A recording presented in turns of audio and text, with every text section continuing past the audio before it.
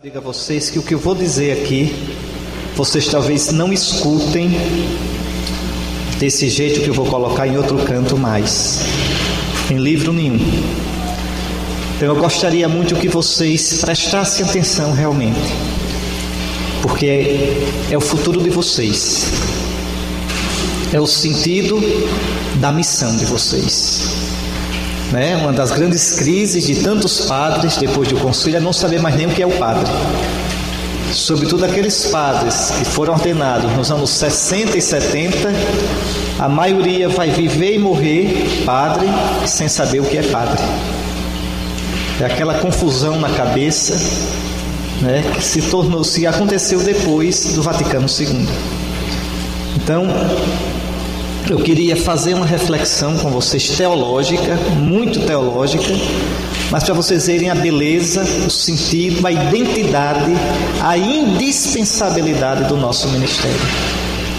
E eu gostaria de começar lendo, porque na verdade isso que eu vou colocar para vocês foi um artigo que eu escrevi. Esse artigo está no meu site, Pensamentos sobre o Sacerdócio. Foi um artigo que eu sentei, eu gostei da leitura. A segunda leitura da missa do 30º domingo comum do ano B. Aí eu digo, vou comentar essa leitura no site, no blog. E terminei fazendo um artigo que é uma teologia do sacerdócio. E quero ler esse artigo, eu vou ler e comentar com vocês quase que frase por frase. E vou começar fazendo a leitura do texto que me inspirou. Hebreus 5, 1 a 6.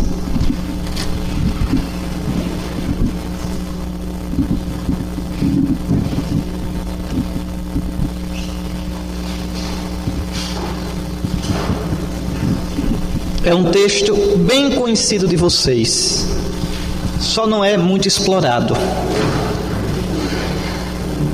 Porquanto todo sumo sacerdote, tirado do meio dos homens, é constituído em favor dos homens em suas relações com Deus. A sua função é oferecer dons e sacrifícios pelos pecados. É capaz de ter compreensão por aqueles que ignoram e erram, porque ele mesmo está cercado de fraqueza. Pelo que deve oferecer sacrifícios, tanto pelos pecados do povo, quanto pelos seus próprios. Ninguém, pois, se atribui esta honra, senão o que foi chamado por Deus, como Arão. Deste modo também Cristo não se atribui a glória de tornar-se sumo sacerdote. Ele, porém, a recebeu daquele que lhe disse: Tu és meu filho, eu hoje te gerei. Conforme diz ainda outra passagem: Tu és sacerdote para sempre, segundo a ordem de Melquisedeque. Pense num texto profundo e que à primeira vista parece nada. Em geral a gente despreza logo esse texto, viu? Em geral os teólogos dizem: isso aí é o sacerdócio do Antigo Testamento, não tem nada a ver com o nosso. Vou mostrar a vocês que é engano, que aqui não está falando da gente e do que vocês querem ser. Escutem só, acompanhem bem o raciocínio para vocês entenderem, porque aqui é teologia, é Bíblia, não tem conversa. Por enquanto vamos deixar o texto. O nosso único sacerdote é Cristo Jesus. Vocês sabem disso. Ele, fazendo-se homem, tornou-se nosso pontífice, nossa ponte. O sacerdócio de Jesus começa no momento da encarnação. Ele agora é Deus e é homem. Só Ele pode ligar Deus ao homem e o homem a Deus. Não existe outro sacerdote no mundo. O nosso único sacerdote é Cristo. Ele é o nosso pontífice, ele é o nosso mediador. Só ele pode revelar o verdadeiro Deus. Só ele viu o Pai, vendo o Pai. E só ele é o caminho para o Pai. Ninguém vai ao Pai a não ser por mim. Como Deus e homem verdadeiro, ele é então a ligação entre o Pai e a humanidade. Portanto, é a partir do sacerdote perfeito e único, Jesus, que temos de compreender tanto o sacerdócio do Antigo Testamento, quanto o sacerdócio ministerial presente na igreja desde as suas origens. Para entender o que é o Padre, tem que olhar Jesus, o sumo sacerdote, o único sacerdote. Escutem só. Antes de entrar na meditação do texto de Hebreus, eu quero recordar-lhes algumas coisas importantes. No Antigo Testamento, Israel é um povo sacerdotal. Existe um povo sacerdotal no Antigo Testamento, um povo todo, o povo de Israel. Por que Israel é um povo sacerdotal? Porque no meio das nações e em nome de todas as nações, o povo santo de Deus deveria viver uma vida prática e cultual que fosse um verdadeiro sacrifício de louvor a Deus em benefício de todos os povos da terra. Deus escolheu Israel para isso. Isso não é brincadeira. Ninguém pode destruir o povo de Israel. Ninguém.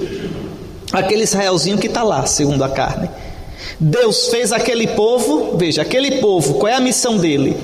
Interceder por todos os povos junto de Deus e ser uma testemunha do verdadeiro Deus diante de todos os povos. Então todo o povo de Israel, aquele Israel segundo a carne, os judeus segundo a carne, eles são um povo sacerdotal.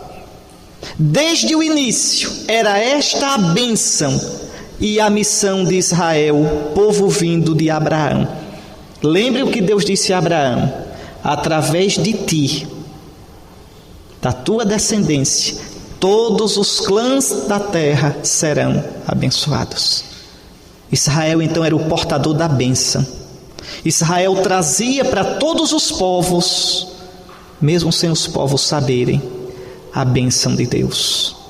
E Israel elevava a Deus o gemido, o louvor de todos os povos. Está lá, né? Tantas vezes Deus diz a Israel: sois uma nação santa, quer dizer, separada para mim. Sois um povo consagrado a mim. Eu só a vós escolhi dentre todos os povos. Sois um reino de sacerdotes. Vocês vão encontrar várias vezes isso no Antigo Testamento. Então, é israelita, é circuncidado, é descendente de Abraão, é membro do povo sacerdotal. Está certo? Agora, prestem atenção. No meio deste povo sacerdotal, existe uma tribo, a tribo de Levi. E dentro da tribo de Levi, um clã, uma família, especialmente responsáveis pelo culto. Os sacerdotes, que são os descendentes de Arão, e os levitas, que são os descendentes de Levi, não é? Vocês sabem, uma tribo é formada por vários clãs, várias famílias. Então, os levitas, e dentro dos levitas, o clã de Arão. O clã de Arão, os sacerdotes. Os outros levitas ajudam aos sacerdotes. Mas veja, é o povo todo que é um povo sacerdotal. Prestem atenção, vocês vão ver onde é que eu vou chegar. Pelo ministério da tribo de Levi e do clã de Arão, o povo sacerdotal, o povo de Israel, podia exercitar de fato o seu sacerdócio. povo plantava o trigo, a cevada, criava o gado, levava as primícias para Deus, exercendo o seu sacerdócio, mas tinha que entregar aos levitas e aos filhos de Arão para que eles oferecessem. Então, sem a tribo de Levi, sem o clã de Arão, o povo não tinha como exercer na prática o sacerdócio, porque aquilo que era o sacerdócio da vida deles, adorar a Deus, cultuar a Deus, praticar a lei, levar as primícias, tudo isso tinha que passar pela mão do sacerdote e da tribo de Levi. Então observem, não é? O sacerdócio dos levitas, o sacerdócio dos descendentes de Arão, em nada se opunha ao sacerdócio do povo de Israel, do povo todo. Um estava em função do outro. Está claro até aqui? Então Israel é um povo todo sacerdotal, mas existe uma tribo e um clã que colocam o povo todo em condição de exercer de verdade o seu sacerdócio.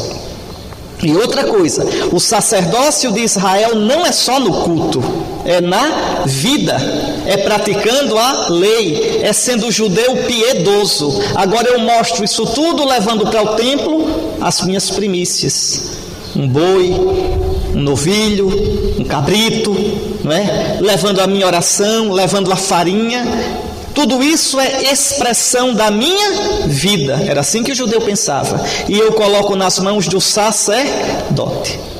Bom, isso era o Antigo Testamento. E isso era preparação para o Novo Testamento. Essa mesmíssima estrutura é encontrada no Novo Testamento. Escutem só. Jesus é o único sacerdote. Os sacerdotes do Antigo Testamento são uma preparação para o verdadeiro sacerdote que é Jesus. Ele é o verdadeiro pontífice. Ele é a verdadeira ponte, porque ele vem de Deus e nos leva a Deus pela sua ressurreição. Então, Jesus é o verdadeiro sacerdote, o sacerdote perfeito e eterno, o único. Mas, atenção, dando-nos o seu Espírito Santo no batismo, na crisma, tá certo? E em cada sacramento, porque todo sacramento dá o Espírito Santo. Agora, em cada sacramento, o efeito do Espírito Santo é diferente. Mas não existe sacramento sem o Espírito Santo. E a gente recebe os sacramentos para receber o Espírito Santo, inclusive na Eucaristia. Eu comungo para receber o Espírito Santo. E não é para receber Jesus, não. É, porque ele vem cheio do Espírito Santo. Assim que eu como, mastigo aquele pão e engulo, desapareceu a presença sacramental de Cristo. Seu estômago não é sacrário, não. Tá certo? Se fosse sacrário, a gente fazia uma flexão na frente do seu estômago.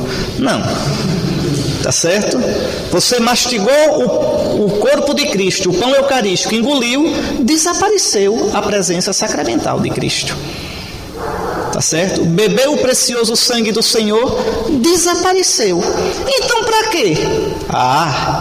Você recebeu uma dose de Cristo ressuscitado, cheio do Espírito Santo. Desaparece a presença sacramental, fica o efeito. O Espírito que vai cristificando você. O Espírito que é a vida divina, a vida eterna. Jesus disse: quem come minha carne tem a vida eterna. Come já, não é no futuro não, cuidado. Não é no futuro. Quem come a minha carne agora tem a vida eterna. Come a vida eterna. A vida eterna é o Espírito Santo, é a vida divina. E eu o ressuscitarei no último dia. Porque comeu agora a vida eterna, não vai plantando a vida divina, não pode ficar na morte. Então todo sacramento dá o Espírito Santo. E o que é que o Espírito faz? Nos incorpora a Cristo, nos une a Cristo. Escute onde eu vou chegar. Como tendo sido batizados em Cristo, comungando o corpo e o sangue de Cristo, nós nos tornamos corpo de Cristo. nós nos tornamos uma só coisa com Ele, nós nos tornamos um povo sacerdotal.